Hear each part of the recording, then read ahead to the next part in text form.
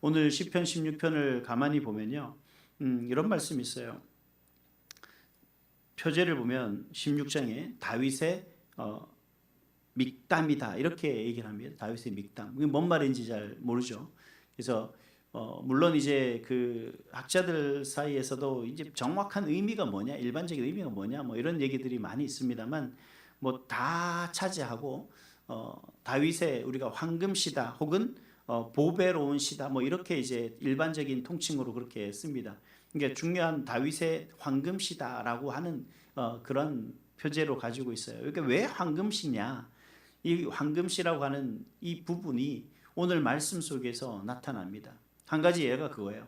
다윗이 지금 어떤 학자에 의하면 다윗이 지금까지 했던 신앙 고백 중에서 가장 귀한 신앙 고백이 오늘 이 시편 16편에 남아 있다라는 거고, 또 한 가지 다윗이 이 땅의 인류의 구원을 위해서 예수님이 이 땅에 오시고 우리 죄를 대속해서 죽고 또 죽임 당하신 후에 다시 부활하신 그 놀라운 사건이 바로 이 시편 16편 안에 담겨 있다라는 겁니다. 그래서 이 시가 그래서 황금시다 이제 이렇게 일반적으로 이렇게 표시를 하는 거예요. 그리고 우리가 전혀 생각하지 못했던 그러한 하나님의 놀라운 은혜를 담고 있는 그런 시가 시편 16편이다라는 겁니다. 그러면 오늘 이 말씀 속에서 과연 우리가 다윗이 살아가는 그 삶의 모습 속에서 과연 그가 왜 그런 고백을 하고 또 다윗이 그런 상황 속에서 어떻게 하나님 앞에 그런 모습들로 나아갈 수 있었을까 하는 부분에 대해서 함께 은혜를 나누려고 합니다. 무엇보다도 다윗이 오늘 본문을 통해서 말하는 것은 어떤 것이냐면, 왜 하나님이 우리에게 있어서 중요한 건가? 우리가 왜 하나님을 믿어야 하는 건가? 왜 우리가 하나님을 온전한 하나님만을 의지하며 살아가야 하는 건가? 뭐 이런 질문을 할 때 다윗은 명확하게 왜 우리가 하나님을 믿어야 하는지에 대해서 분명하게 얘기하고 있는 것을 볼 수가 있습니다.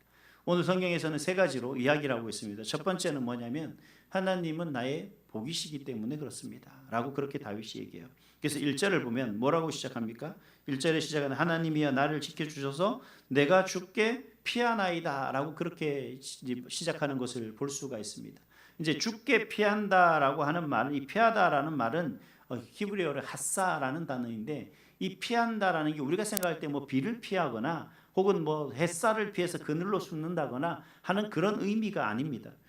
뭐 어떤 또 위험 속에서 내가 안전한 곳으로 피한다는 그런 의미가 아니라 좀 더 다른 의미가 있어요. 어떤 의미냐면 내가 전적으로 의지하고 신뢰한다라는 말로서 표현하는 거예요. 그래서 이제 이런 내용들을 우리가 잘 해석을 해야 된다라고 하는데, 내가 죽게 피한다라는 것이 단순한 어떤 모습 속에서는 그냥 이렇게 주님 앞으로 그냥 가는 것, 내가 거기에 그냥 안겨 있는 것, 이런 것이 아니라 다윗은 지금 현재의 상황 속에서 마침 어린아이가 뭔가 두려워서 그 두려움 속에 떨 때 어떻게 합니까? 누구에게 달려갑니까? 부모에게 달려가지 않습니까? 부모님 품에 확 안기든가 부모를 확 잡든가 아니면 다리를 꼭 잡고 있죠. 왜? 부모가 가장 안전하다고 생각하기 때문에 그렇다는 겁니다. 그래서 다윗도 그러한 모습처럼 자신의 현재의 모든 상황과 형편 속에서 온전히 내가 하나님을 의지하고 하나님만을 의지할 수밖에 없어, 내가 하나님만을 바라볼 수밖에 없다라고 하는 그 고백을 지금 시작하고 있는 겁니다. 왜냐 그러면 이 지금 다윗이 이 시편 16편을 쓴 시기를 일반적으로 학자들이 이제 유추해 볼 때 사울 왕으로부터 쫓기는 순간입니다. 그러니까 왕이 다 사울 왕 이후에 다윗이 왕위에 오르기 전에 그 상황 속에서 있는 거죠. 그래서 다윗이 얼마나 힘들고 괴로웠냐. 그리고 그 사울 왕의 도망하는 그 다윗이 정말 이루 말할 수 없이 죽음 가운데 늘 존재했었다는 거죠. 왜냐 그러면 그 압살롬과의 관계도 물론 마찬가지겠지만 이 사울 왕은 그저 다윗을 죽이고자 하는 그 목적 한 가지밖에 없었습니다. 그렇기 때문에 어떻게 해서든지 다윗을 찾아서 죽이려고 하는, 그리고 그러한 죽음의 위기 속에서 한 걸음 한 걸음이 그에게는 정말 살얼음판 같이 걸어가는 그 삶의 모습 속에서 지금 다윗이 고백할 수 있는 건 뭐예요? 다른 건 아무것도 보이지 않는 것. 내가 의지할 수 있는 것, 내가 정말 견딜 수 있는 것은 뭐예요? 하나님, 그 하나님께 내가 피하는 것뿐이다 라고 그렇게 이야기를 하는 거죠. 그래서 다윗은 그 환경을 논하지도 않고 환경을 바라본 것도 아니고 오직 뭐만 바라본 거예요? 하나님만 바라본 겁니다. 만약에 그 다윗이 그 환경을 바라봤다면 그는 어떻게 했겠을까요? 그 환경 속에서 결코 하나님이 아닌 사울에게 용서를 구하든가 뭔가 빌든가 어떤 방법을 취해였겠죠. 그리고 정말 그 극박한 그 상황 속에서 그가 아마 제가 볼 때는 그 힘들고 고통스러운 그 순간을 못 이기고 자살할 수도 있는 그런 상황이었을 겁니다. 그러나 그가 끝까지 견디며 하나님의 뜻을 이루어질까지 나갈 수 있었던 것은 뭐냐면 환경이 어쨌든 간에 그가 끝까지 하나님을 바라보고 나아갔던 거죠. 하나님이 있었기 때문에 가능한 것이다 라고 그렇게 다윗이 고백하고 있는 거예요. 그래서 2절에 보세요. 2절에 뭐라고 고백합니까? 2절 한번 같이 읽을까요? 시작. 내가 여호와께 아뢰되 주는 나의 주님이시오니 주밖에는 나의 복이 없다 하였나이다. 아멘. 주는 나의 주님이시오니 주밖에는 나의 복이 없다. 이렇게 얘기를 합니다. 여러분, 복이 여기서 말하는 복, 과연 이 복이 의미하는 것이 뭘까요? 여기서 말하는 복은 토바입니다. 우리가 말하는 어떤 물질적 건강 뭐 이런 어떤 그런 것보다 내 마음에 있어서 가장 행복하고 내가 가장 만족할 만한 것을 얘기하는 거예요. 그러니까 이 세상의 물질하고 비교하는 것이 아니죠. 하나님의 존재가. 왜 하나님이 나에게 있어서 복이라고 하냐면 내가 뭐 하나님이 뭐 주시는 어떤 물질적인 게 있어서 내가 많은 부자여서 내가 하나님 앞에 나아가는 것이 아니라, 그리고 하나님께서 복 주시는 어떤 근본적인 원인이시기 때문에 그 하나님이 복이다라는 말의 의미가 아니에요. 뭐냐면 그 하나님이 주시는 그 행복과 그 만족과 그리고 그 유익함이라는 것은 세상의 그 어떤 것에서부터 느낄 수 없는 그러한 것이기 때문에 그렇다는 겁니다. 여러분, 하나님의 존재가 내가 이 세상에서 왜 그런 거 있지 않습니까? 여러분들은 모르지만 제가 친구들하고 이렇게 어렸을 때 보면 친구들이 뭐 있어 뭐 하다가 친구가 좀 뭐 이제 한 번은 이 대회에 나가서 1등을 한 친구가 있어요. 뭐 같이 이렇게 얘기해도 괜히 우리가 들떠갖고 이 친구는 아무 말도 안 하는데 뭐 얘가 저기 가서 1등 했어요. 뭐 그런 얘기 하잖아요. 뭐 별것도 아닌데 그런 얘기들을 하면 뭐라고 생각하는 거예요? 괜히 내가 만족하는 거죠. 뭐 다른 거 필요 없죠. 뭐 걔가 제일 최고인 것처럼 보인다는 겁니다. 그 다윗에게는 지금 뭐냐면 이 환경과 상황과 자신의 처지가 지금 그 어떤 것으로도 만족할 수 없는 그런 부분인 거죠. 환경적으로는 지금 당장 소리라도 잘못 냈다가는 언제 들켜서 죽을지 모르는 그 위치에 서 있고, 또 만약에 사람들 눈에 발각이라 됐다면 화살이 빗발치듯 쏟아질 거고, 정말 어떻게 살지 모르는 그 순간순간의 위협 속에서 그가 살아가는 그 모습이었거든요.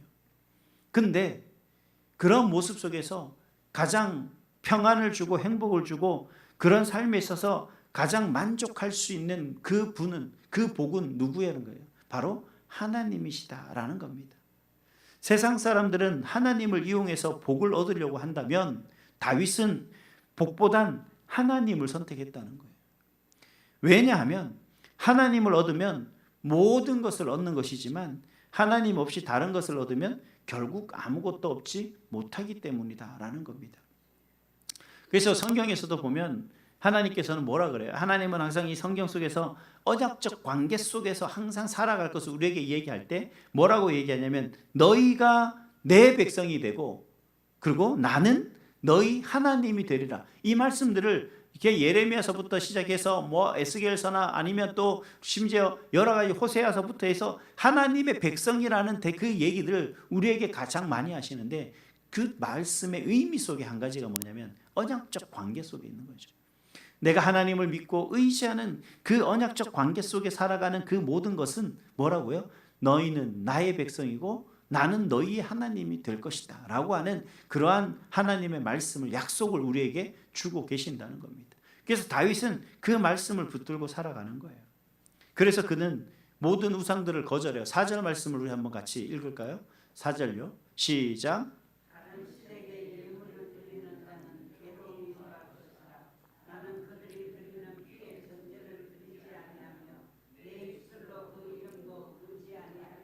아멘.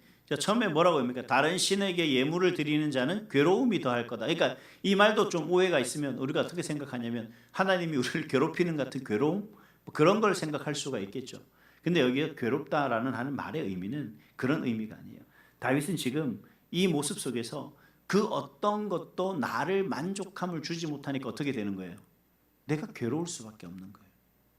내가 뭔가 만족을 얻으려고 열심히 뭔가를 하지만 여전히 그곳에서 만족을 얻지 못하니까 우리가 어떻게 힘들지 않습니까? 우리가 지금 현재 어려운 상황에 처했을 때 이 상황을 넘어야 되는데 내가 온갖 방법과 여러 가지 뭔가를 한다고 할지라도 이 어려움을 내가 극복할 수 없으니, 인간적인 방법으로 해결할 수 없으니 우리는 괴로울 수밖에 없죠. 뭔가 누군가가 제가 막 빚을 졌는데 이 빚을 청산했으면 좋겠는데 열심히 죽으라고 매일같이 일을 해도 버는 한계가 있잖아요. 열심히 일하면 하루에 아니면 한 달에 100만 원을 벌 거 200만 원, 300만 원 벌면 좋은데 아무리 우리가 밤샘 일하고 해도 우리가 벌 수 있는 한계는 여전히 그거 하죠. 그러니 그 근심과 걱정 속에 우리 살아가는 우리 인생은 뭐예요? 괴로울 수밖에 없는 거예요. 다윗의 모습도 앞에서도 말씀드린 같이 그가 살아가는 그 모습 속에서 자유할 수 없는 삶을 살아가고 있다는 거예요. 우상을 섬기는 것, 그걸 아무리 찾아봐라. 당시 이방 성도들이 우상을 숭배하며 나갔던 그 모습 속에 그들이 아무리 뭔가를 찾고 그들에게 빌고 그들의 도움을 구한다 할지라도 그 속에 만족함을 가질 수 있느냐? 없다는 거죠. 여전히 우리는 힘들고 여전히 우리는 괴롭고 여전히 우리는 고통스러울 수밖에 없다라는 겁니다. 그래서 그는 다윗은 나는 그러한 것에 집중하지 않고 나의 복의 근원이 되시는 그 하나님을 내가 전적으로 의지하고 그 하나님만 내가 바라보겠다. 다른 어떤 그 우상의 이름조차도 내가 부르지 않고 오직 하나님 앞에 제사하며 나가겠다라고 하는 그러한 마음의 고백을 지금 하고 있는 겁니다. 왜요? 하나님이 나의 복의 근원이 되시기 때문에 그렇다라는 거죠. 또 이어서 다윗이 우리에게 말하고 있는 그런 하나님이 과연 우리에게 어떤 하나님이냐? 두 번째로 보면 하나님은 나의 기업이 되신다라고 얘기를 합니다. 자, 처음에는 복이 된다 그랬죠. 두 번째는 기업이 된다 이런 말씀인데 이 기업이라는 게 뭔지 좀 이해가 돼야 돼요. 5절 말씀해 보세요. 5절 말씀에 같이 읽습니다. 시작. 여호와는 나의 산업과 나의 잔의 소득이시니 나의 분깃을 지키시나이다. 이제 이렇게 얘기를 하고 있는 것을 볼 수가 있습니다. 5절 말씀 속에서 나오는 그 모습과 6절을 한번 또 같이 읽어볼게요. 시작. 구역은 아름다운 곳에 있으며 나의 기업이 실로 아름답도다. 지금 이제 다윗이 얘기하는 여기서의 어떤 산업과 그리고 나의 자네 소득, 분깃, 구역 그리고 기업 이런 모습들을 이야기할 때 이런 모습들이 뭘 얘기하느냐? 상속받는 어떤 기업을 의미하긴 합니다. 왜냐하면 이 상속받은 기업이라는 건 어때요? 이스라엘 백성들이 하나님께서 가나안 땅을 정복한 이후에 12지파에게 레위 지파를 제외한 12지파에게 골고루 나눠줬지 않습니까? 그래서 그러한 분깃을 그들이 받았죠. 하나님으로부터 그들은 받은 겁니다. 이게 단순히 재산이 아니었어요. 그것은 삶의 터전이었고 미래에 대한 보장이었습니다. 그리고 그 산업은 그 기업은 자녀들에게 물려줄 유산이었겠죠. 그래서 이스라엘 백성들이 있어서 각 지파마다 그리고 그 지파의 각 가문마다 일정한 땅을 허락하시고 그 땅이 대대로 유산으로 넘겨지게 대대로 그 땅을 이어받도록 하시고 또 어렵고 힘든 가운데 문제가 생겼을 때 그 가운데 희년이라는 것을 발휘해서 그 희년에 다시 그 원래 그 족속에게 그 가문에게 그 땅을 돌아갈 수 있도록 하나님께서 그런 제도를 만드셨죠. 근데 결국은 율법 중에 이 희년이라는 건 지켜지지 않았습니다만 한 번도 지켜진 역사가 없습니다만 중요한 건 그러한 땅의 이 모든 것들 삶의 기반과 같은 이러한 기업들이 가장 그가 중요하다라고 얘기를 하겠지만 다윗은 현재 사울에게 쫓기고 있는 입장이기 때문에 그가 가지고 있는 모든 기반은 어떻게 다 잃어버렸어요. 그가 가지고 있는 거라는 그 몸 자신 가몸 그리고 그가 지금 지니고 있는 그것밖에 없다라고 하는 겁니다. 이런 그 삶의 모습 속에서 이 다윗이 뭐라고 고백을 하느냐 그러면 나의 기업은 하나님이 준 우리 다윗의 우리 아버지로부터 시작해서 물려받았던 그 땅이 기업이 아니라 하나님이 나의 기업입니다라고 그렇게 고백을 하고 있는 거예요. 지금 처음에 제가 첫 번째 뭐라고 했죠? 하나님이 나의 뭐가 된다고요? 복이다라고 그렇게 고백했고, 두 번째는 뭐라고요? 하나님이 나의 기업이다라고 그렇게 얘기를 합니다. 여러분, 저와 여러분들이 오늘날 사실은 열심히 살아가죠. 저도 마찬가지거든요. 노후 어떻게 할 거냐 생각하기 싫어요. 사실은 생각하면 답이 없어요. 그리고 욕심이 한도 끝도 없죠. 더 잘 살고 싶고 더 편하게 살고 싶고 더 많은 것을 누리고 싶은 게 사람의 욕심 아니겠냐는 겁니다. 뭐든지 그런 것 같아요. 그러면 우리 그냥 나면 우리만 그냥 소위 말해 부분만 잘 살다가 죽으면 그만이지. 또 한켠에 이렇게 걸리는 게 있죠. 이 자녀들에 대한 생각들. 이게 뭔가 자꾸 우리가 인간적으로 살아가려 하다 보면 자꾸 뭔지 모르겠지만 우리가 의지하고 붙잡는 그러한 것들을 내가 뭔가를 가지고 살아간다 할지라도 자꾸 뭐가 돼요? 그것들이 재산이건 물질이건 사람이건 뭐든 간에 그 미래가 여러분 완전하다고 생각하십니까? 여전히 불안하고 완전한 미래가 없죠. 내가 완벽하게 의지할 수 있을 만한 것 보장된 게 뭐가 있겠냐는 거예요. 제가 어느 노후를 잘 준비했다고 하시는 분에게 제가 가서 물어보면 근데 노후 직장도 그만두시고 어떠십니까? 라고 물어보면 본인은 그래요. 이제 퇴직하고 하면 아내랑 같이 좀 이렇게 여유 있게 살고 싶었는데 막상 또 퇴직하고 여유 있게 살 만한 형편이 됐다라고 생각해서 지금까지 준비해 왔는데 여전히 불안한 거죠. 사람이 살아가는데 한 치 앞도 모르니 당장 내일에 어떤 일이 벌어질지 우리가 알 수가 없고, 그리고 우리 자녀들이 또 살아가면서 어떤 문제가 생길지 알 수가 없기 때문에 우리 삶에 있어서 항상 뭐예요? 그 기업이라는 것, 그 분깃이라는 게 어떻게 해요? 항상 부족할 수밖에 없게 되는 겁니다. 그래서 다윗은 그래, 이 세상적 어떤 거 봐라.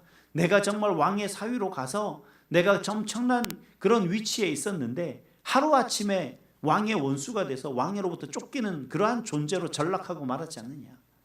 그래, 이 세상의 것이 나의 기업이 아니라 바로 하나님이 나의 기업이다. 그 하나님이 계시면 나는 충분합니다 라고 하며 그 하나님 앞에 고백합니다. 8절입니다. 8절을 같이 읽겠습니다. 시작.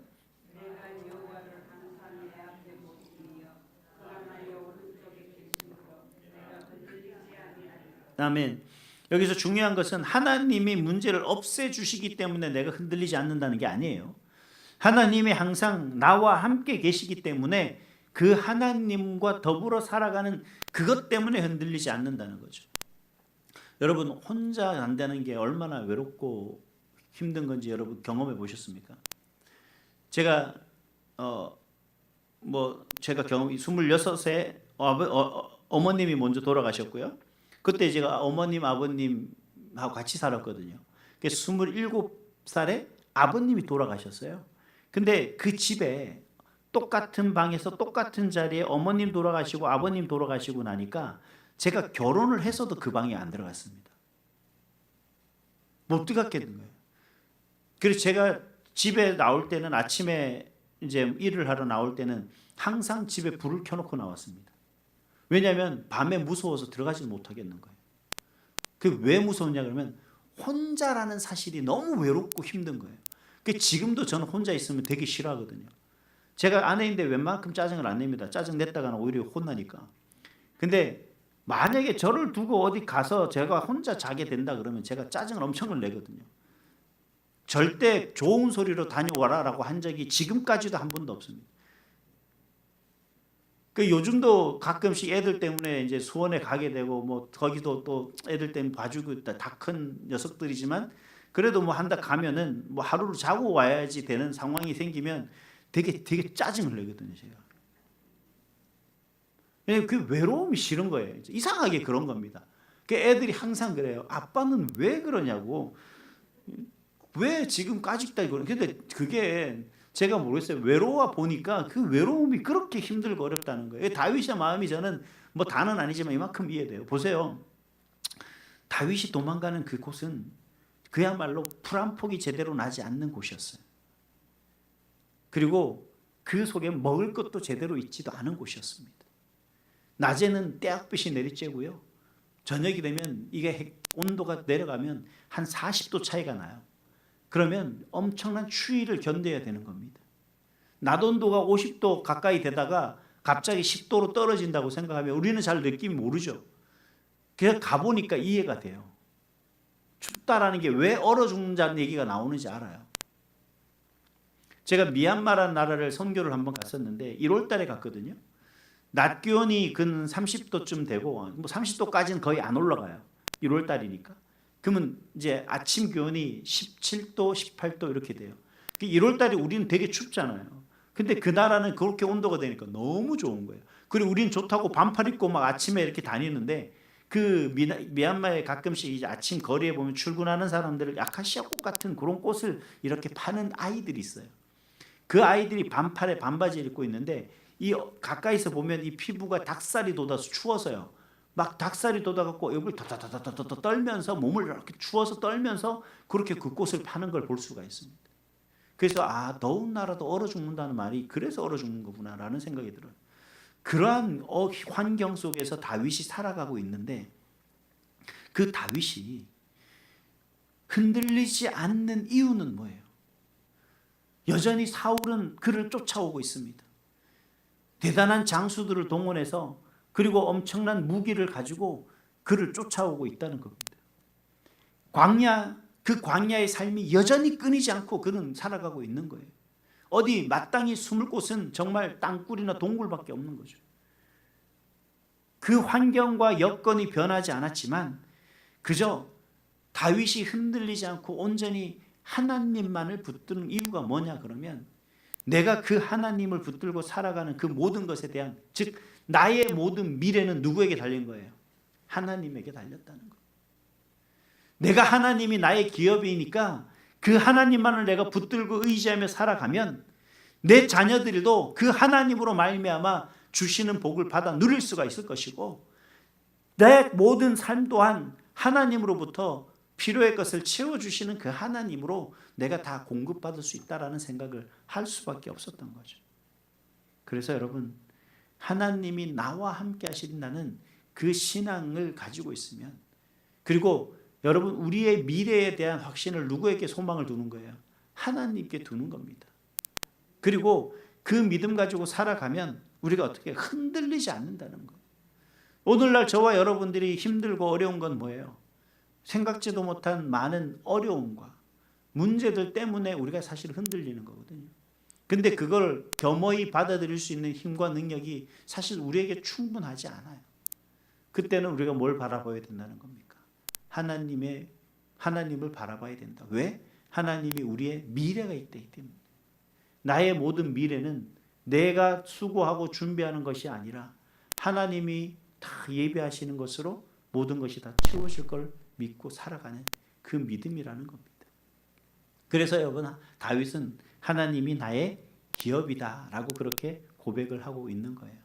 즉 하나님은 지금 현재는 하나님이 나의 복이고 내 미래에 있어서 미래에 대한 보장은 바로 나의 하나님이다라는 것이죠. 세 번째는 그럼 뭐예요? 하나님은 나의 생명이십니다 라고 다윗이 고백합니다. 우리 10절 말씀을 한번 읽어보겠습니다. 시작. 이는 주께서 내 영혼을 수월해 버리지 아니하시며 주의 거룩한 자를 멸망시키지 않으실 것임이니이다. 아멘. 지금 다윗이 고백하는 이 10절의 말씀이 바로 그 얘기예요. 제가 앞서서 말했던 예수님이 이 땅에 우리의 죄를 대속해서 십자가에 죽으시고 죽임당하시고 다시 부활하신다는 사실. 왜냐 그러면 여기서 수월은 죽음의 세계적 무덤을 의미합니다.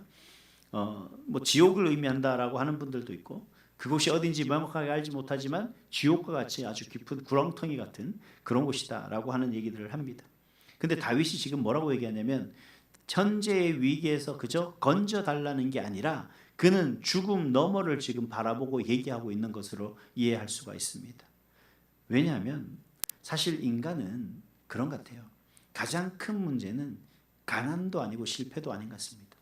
가난할 수 있죠. 그냥 가난한 대로 우리가 사실 그래 내 팔자가 이거밖에 안 되니 이렇게 살자 하면 될 것 같습니다. 또 실패도 어쩔 수 없잖아요. 나는 최선을 다했는데 실패하는 건 어쩔 수 없는 것 아니겠습니까? 근데요, 정말 이건 극복하지 못할 게 뭐냐 그러면 이 죽음이라는 거라고 얘기를 합니다. 제가 군에 갔는데 제가 수영을 못하거든요. 제가 해군인데 그래서 군에 가서 배웠는데 저는 그 5분 만에 수영을 배우고 이제 했습니다. 정말 나는 헤엄을 못 치는데 앞으로 가는 걸 배우고 싶다. 저는 5분 만에 수영을 가르쳐 줄 수 있습니다. 정말이에요. 이거는 거짓말이 아니고. 근데 이제 어떻게 그런 모습 속에 수영을 잘 못하니까 군에 가면 해군에 가면 이 이함이라는 훈련을 해요. 이함이라는 게 뭐냐 그러면 배가 어떤 구멍이 났거나 아니면 뭐 파손이 침몰할 때 그 전에 빨리 배에서 뛰어내리는 겁니다. 그 빨리 뛰어내려서 빨리 배로부터 멀리 떨어져야 돼요. 그게 바로 이함, 배를 버리는 훈련인 거예요. 그걸 하는 연습을 하는데 제가 배의 종류마다 다르지만 거의 제가 하는 일이 어디에 있냐면 배의 좀 높은 쪽에 있어요. 그래서 뛰어내리는 위치가 해수면에서 보통 한 10m, 11m 됩니다. 왜냐 그러면 저희들이 보통 3층에서 4층 높이 정도 되거든요. 그럼 11m, 12m 되는 거예요. 그러면 이 사람이 가장 공포를 느끼는 위치가 11m랍니다. 그래서 뛰어내리는 거 훈련을 한 거예요. 그래서 원래 훈련 받을 때니까 겁 없이 그냥 뛰어내리라 그러니까 그때는 뛰어내렸거든요. 근데 제가 한번 큰 문제가 생겼어요. 어떤 문제냐면 제가 이제 저 작은 배를 탔는데 마스트에 올라갔어요. 조만한 마스트에 올라갔는데 한 반평 정도 되는 동그란 그런 곳이에요. 거기를 페인트를 칠을 해야 돼요. 그 페인트를 칠을 하는데 그런 페인트를 칠할 때는 외부에 알려야 되죠. 그러니까 해군은 길을 이렇게 표시를 해요. 근데 이 길을 안 보고 그 항구에서 이게 파도를 일으키면 안 되거든요. 그런 작업을 하고 있으면. 근데 밑에서는 이렇게 흔들리지만 사실 여기서 이렇게 흔들리면 위에 이만큼 꼭대기에서 이렇게 흔들리거든요. 그래서 제가 꼭대기에서 페인트를 칠하고 있는데 파도를 이렇게 일으킨 거예요. 그래서 제가 순간 이 흔들릴 때 죽었다 이 생각을 했어요. 왜냐하면 잡고 있는 것도 한계가 있잖아요. 이 흔들리는 이 폭이 워낙 크니까. 그래서 이 왼쪽으로 넘어가면 배가 있으니까 떨어지면 그정 무조건 그 쇠붙이에 부딪히게 되지 않습니까? 그러니까 막 순간적으로 수영도 잘 못하니까 바다도 무서운 거죠. 그러니까 이렇게 죽으나 좀 덜 다치는 곳으로 가자 그러고 그냥 바다 쪽으로 기울을 때 그냥 놓고 뛴 거예요. 그 죽었다 생각하고 뛴 거죠. 그 떨어졌다라는 소리를 듣고 사람들이 막 호루라기를 불고 막 소리를 지르고 해서 제가 떨어진데 뒤에서 튜브를 던져줬고 제가 겨우 붙잡고 살아난 거예요. 그때부터 제가 고소공포증이 생긴 겁니다. 그래서 제가 사다리를 조금은 올라가면 못 올라가요. 지난번에도 우리 장로님이 여기 곡성에 가서 공부하는데 제가 같이 올라가려 하다 장로님 저 못 올라가겠습니다. 이 죽음이라는 그 공포가 저는 그게 너무 무서운 거예요. 아니 이게 올라가는데 그 사다리를 이렇게 완전히 이렇게 놓으면 올라갈 수 있겠는데 A자로는 없어. 여기서 건너서 올라가야 되는데 절대 발이 안 떨어지는 거예요. 그리고 죽을 것 같은 거예요. 장로님 도저히 못 되겠어요. 혼자 죄송하다 그러고 제가 다시 내려왔는데 이 죽음이라는 공포가 세상의 그 어떤 것보다 더 힘들고 더 어렵더라는 겁니다. 이게 쉽게 극복할 수 있는 것들이 아닌 것 같아요. 그것만 볼 때. 그 일반 소위 말해서 높은 곳에 올라가는 그 공포인데 그 죽음이라는 게 얼마나 힘들고 어렵겠나는 거죠. 근데 다윗도 사실은 그 죽음의 위기 속에서 항상 그 앞에 서 있는 모습 아니겠어요? 한 발만 좀 삐끗하면 한 치만 어그러지면 그는 죽음 앞에 서게 될 수밖에 없는 존재거든요. 근데 그때 다윗이 뭐라 그러는가? 그 죽음 앞에서 더 큰 소망을 발견하게 된다는 거예요. 그게 뭐냐면 하나님 안에 생명이 있다라는 겁니다. 그래서 사도행전 2장과 사도행전 15장, 13장에 가면 이 부분에 다윗이 이 얘기를 다시 해석해 주는 얘기를 할 수가 있어요. 다윗의 무덤은 여전히 우리 가운데 있지만 예수님의 예수님은 죽으심을 이기고 다시 살아나셨다. 그게 바로 진정한 우리의 구원자 되시는 하나님입니다. 그 예수님을 믿음으로 말미암아 하나님은 우리에게 무엇을 주신 거예요? 생명이라는 것을 주셨잖아요. 그래서 다윗이 얘기하는 생명이 우리에게 가장 값진 것이구나. 그래서 하나님 앞에 살아가는 우리 삶의 모습 속에서 다윗은 뭐라고 얘기하는 거예요? 하나님이 나의 복이고 하나님이 나의 기업이고 하나님이 나의 생명이다 라고 그렇게 이야기를 하고 있는 겁니다. 여러분, 이 세상에 살아가는 삶의 모습 속에서 다윗은 하나님 안에서 뭘 발견했냐면 행복을 발견했고 하나님 안에서 미래를 발견했고 하나님 안에서 영원한 생명을 발견한 사람이 다윗인 거예요. 그 다윗이 자기 그 모습 속에서 살아갔던 그 모든 것 가운데서 과연 우리가 무엇을 붙잡고 살아갈 수 있습니까? 라고 우리에게 질문을 할 때 다윗은 명확하게 얘기해 주는 거예요. 하나님을 붙잡고 살아가십시오. 왜냐하면 하나님 안에 다 있습니다. 하나님 안에 모든 것이 다 있습니다. 그 하나님 붙들고 살아가시기를 바랍니다. 라고 우리 가운데 이야기를 하고 있는 겁니다. 사랑하는 성도 여러분, 다윗이 깨달았던 그 하나님 앞에 우리가 이렇게 고백했으면 좋겠습니다. 지금 당장 당신이 가장 필요한 것 뭡니까? 라고 질문했을 때 여러분 뭐라 그러겠어요? 예? 돈요? 예? 건강요? 그 고백이 진정한 고백이 되기를 주님의 이름으로 축복합니다. 우리 마음의 고백이, 저와 여러분의 고백이 하나님밖에 없습니다. 하나님뿐이면 충분합니다. 주님 당신만이면 만족합니다. 그 고백이 저와 여러분의 고백이 될 수 있기를 주님의 이름으로 축복합니다.